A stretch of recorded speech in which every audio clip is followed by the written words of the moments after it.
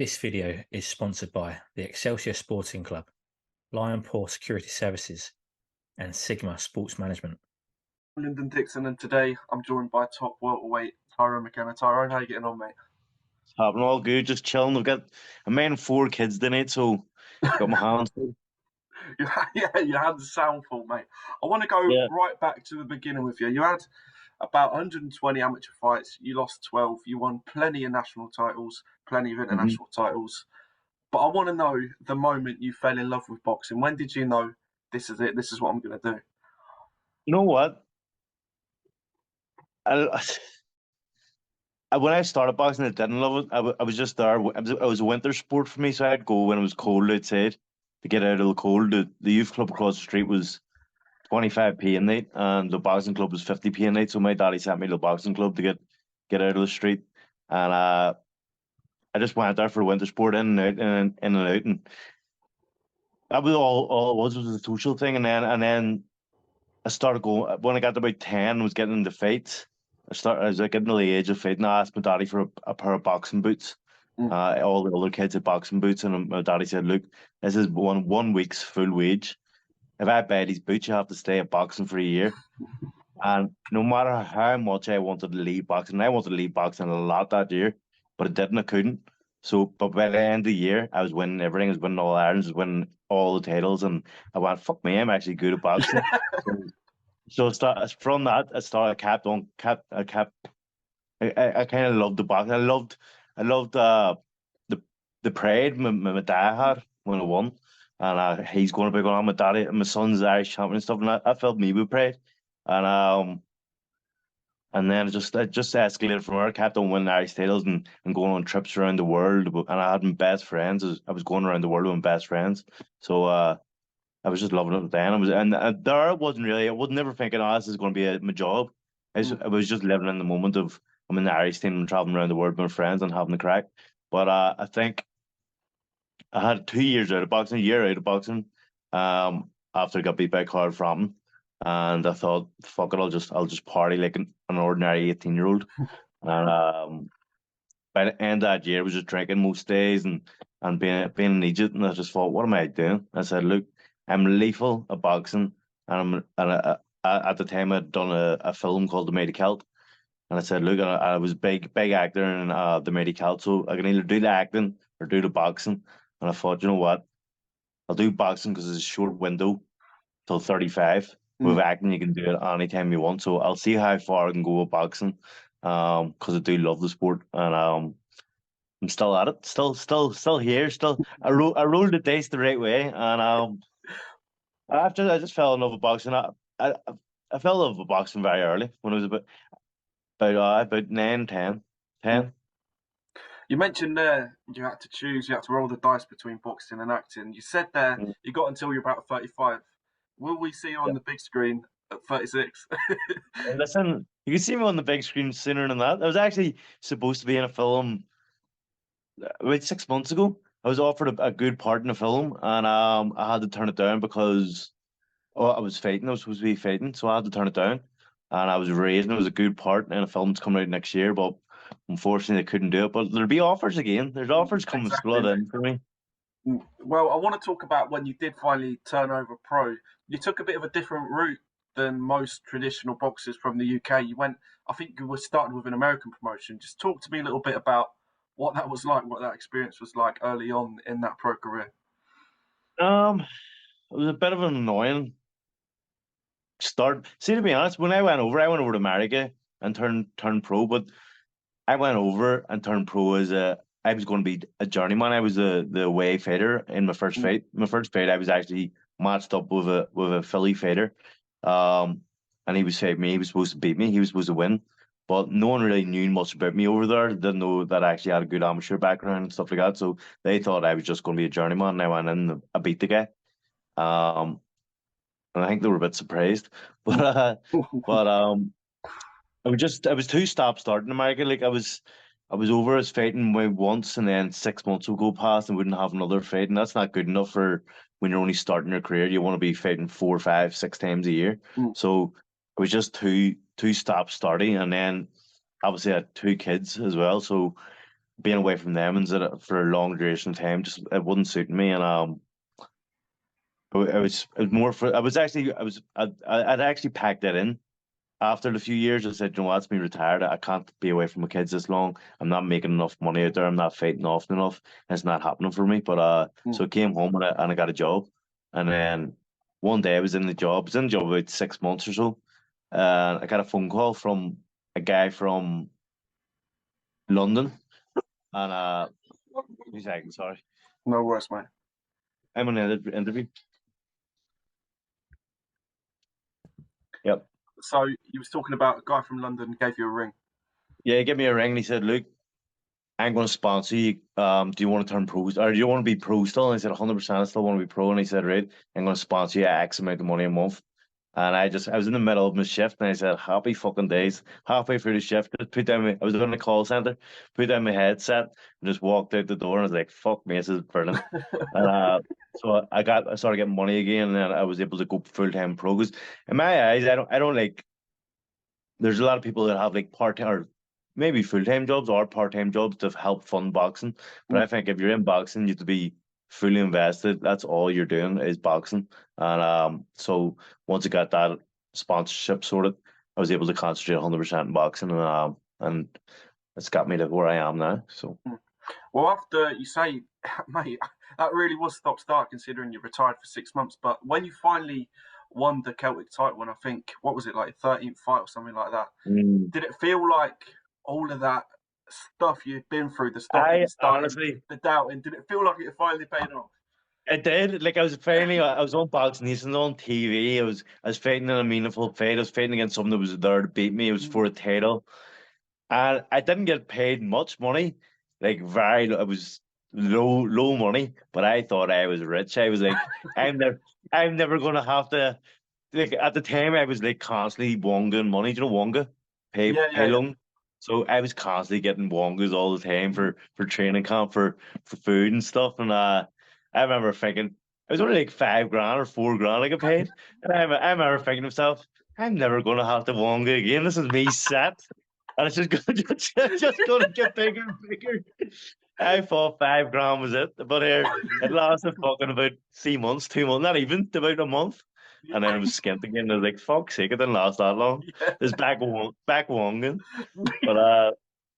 But see from that really was the point when I knew something was going to happen in my career. That fight, I was signed with a good management team at the time. I was on TV. I was fighting for a title, and I just knew once I was on TV and I got to show how good it was, the offers were going to come flooding in, and they did.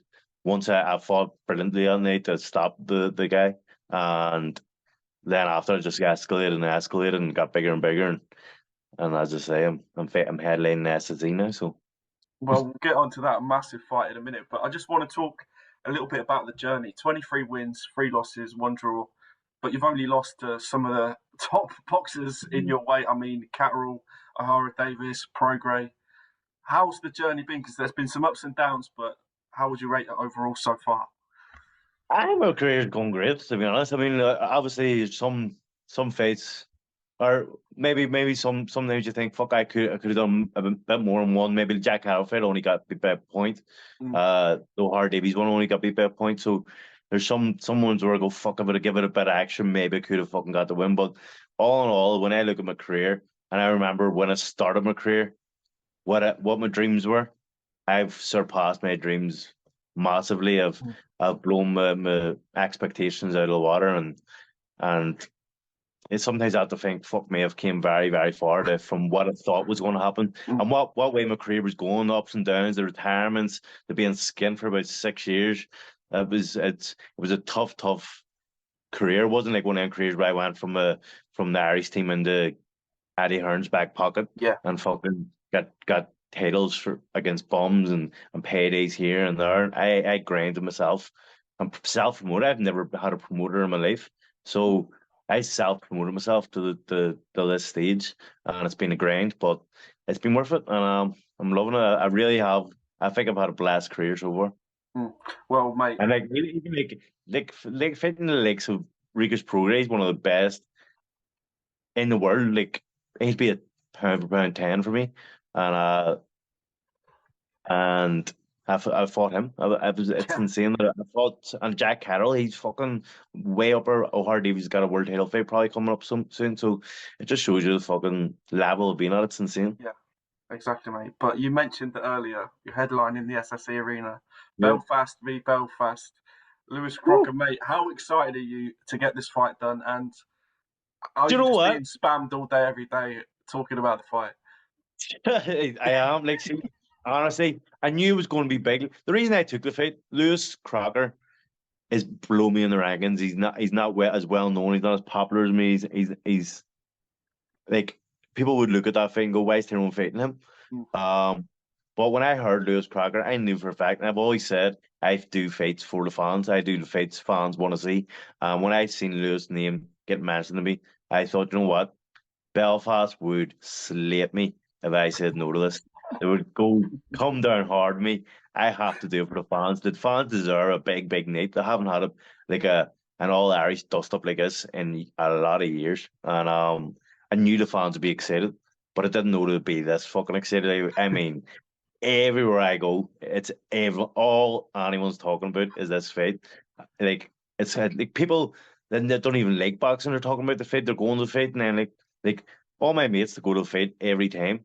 There's about say about my close friends. There's about 10 of my close friends go every time. This time, every single one of their missus is going. They haven't met at one match fight in their lives, and they're going to this one just because it's Belfast v Belfast. And I think it's captured the imagination of the city. And the place is buzzing about it.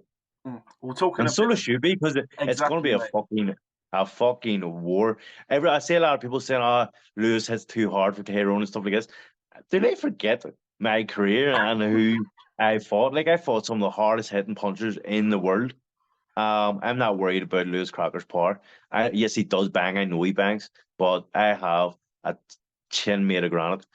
He's not going to be able to hurt me. And it's kind of Yuffie experience. It's a par against work rate. It's going to be an exciting fight. You mentioned it there. That's my next question about his power. You said he's not as well known as you. He's a little bit lower ranked, but looking at his record, he's got that power. But Yeah. do you think it will go the 12 rounds because his come forward style, like you just said there, experience over power? Do you think it's going to go the full 12? Not a chance. Not going to 12 rounds. It isn't going to 12 rounds. I can guarantee it. People go, Tyrone don't have the power to beat Lewis. I'm going to make him quit. I'm going to make him say no mas. He's not going to want no more. So I may not have the power to do it. I believe I probably do have the power to hurt him. But you don't need the power. You need accuracy, you need timing, and you need skill, and that's what I have. Well, moving on from yourself a little bit, mate, we'll come back to that fight shortly. But another huge fight that's coming back to Ireland soon. It's Katie Taylor in her rematch against Chantel Cameron. Firstly, what do you think went wrong first time round, and do you think she's going to get the win second time round? I don't know what went wrong with her. Like, I mean, as soon as she stepped in the ring, I knew something was off. Like, she just didn't look herself the first minute of the first round. I was like, she looked very flat-footed and she looked very, like, one-paced. And it just didn't look like the regular Katie Taylor that everyone knows. And she clawed her way back into that. Shows you it's a testament to how hard she trains and how good she is. She clawed her way back into the fight, the later rounds. But that first half of the fight just wasn't Katie Taylor. And I believe she knows it, and maybe she's went back to the drawing board and she's going to change. She's going to start the way she ended the fight, and it'll be a completely different fight. I hope so because I love Katie. Katie's one of my heroes, and I'm an admirer, a big admirer of Katie Taylor, and I hope the fuck she brings it home. Well, talking about, you mentioned them earlier, Regis Prograis. He's just announced the fight recently. Yeah, The last few days against Devin Haney. That is a cracker of a fight at the top level of the sport. How do you see that going? Because you've been in the ring with Prograis, but yeah. Haney is Devin Haney. So how do you see that one going? It's an interesting fight. It is. It's a tough fight. Like, it's a real hard fight. I mean, I don't think Prograis looked great in his last fight, but Yeah. I think that was nothing to do with Prograis. It was to do with the opponent, and it just didn't gel. But when I was in the ring with Prograis, the man he's so hard to pin down, and the hit is he's so elusive. And then I swear to God, I've never felt power like it. Like he came out in the first round, he jabbed me, and you see in the fight, it's his first jab. You know, you see me go, I went, fuck me, that's his jab. I don't want to get hit by the backhand, and then the second round he hit me with the backhand, and I woke up on the ground. But he's fucking. I think he's phenomenal. He has everything. He's style. He's fucking elusive. He hits hard with both hands. He's fast. So I think he's when he's on his game, he's really, really going to be hard to beat. I don't know. Obviously, I've never shared a ring with Devin Haney, so I don't know what he's like. But I think I want to see Prograis win. I like Prograis. Prograis is a good friend of mine now, so I'd like to see him win. Well, back to you, mate. You mentioned earlier that this fight, some people might have thought, why are you taking this fight? But you said you do it for the fans. Well, I just want to talk a little bit about your ambition in the sport. You mentioned earlier again, you want to be out by 35 so you can get your star on the Hollywood Boulevard. But, what's your ambition for the rest of your time you've got in the sport? You mentioned you wanted to do it for the fans, but what do you want to get out of it? I just want to. I've always said it. My whole career, I've never said, "Hey, I want to be world champion. I want to be remembered as one of the most entertaining fighters in Irish history." And I think I'm going the right way about it, taking the right fights for it, and getting into a war every single time when I don't have to. So that's my main goal, is just to entertain fans and give the fans what they want and become a fucking legend of Ireland. But I'd love a crack at a world title fight. I would love a massive fight after this. I believe I deserve a massive fight after beat Lewis. I'd love one more go with trying to get a world title, obviously. But my main thing is to be the most entertaining man in Ireland. Well, last question, mate. It's been a pleasure speaking to you so far, but you're fighting towards the end of the year. You're saying you're going to win. I believe you. But where do you see yourself come the end of next year? It's Christmas time. You're with your family. By the end of 2024, what's the plan? What have you done? By the end of 2024, I would say I'll be retired. I wasn't expecting that. Sorry. I think I've got 2, maybe 3 fights left, and then I just want to retire. I think I've given a lot of wars. I've done a lot in the sport. I've done more than I've said. I've done a lot more than I've ever thought I was going to do. And I said to my missus that I was going to retire after a few fights, and I'm going to stick that. I think I've had enough. I'm not a good go at it. I've had an unbelievable career. So when I beat Lewis, I want a massive, massive fight after that, and we'll see what happens. Well, mate, like I said, it has been an absolute pleasure to speak to you tonight. Look out for his fight against Lewis Crocker. He's, like he said, it's going to be a crazy fight. It's not going the full 12. But anyway, I've been Lyndon Dixon. It's been Tyrone McKenna, and we'll see you on the next one. Legend.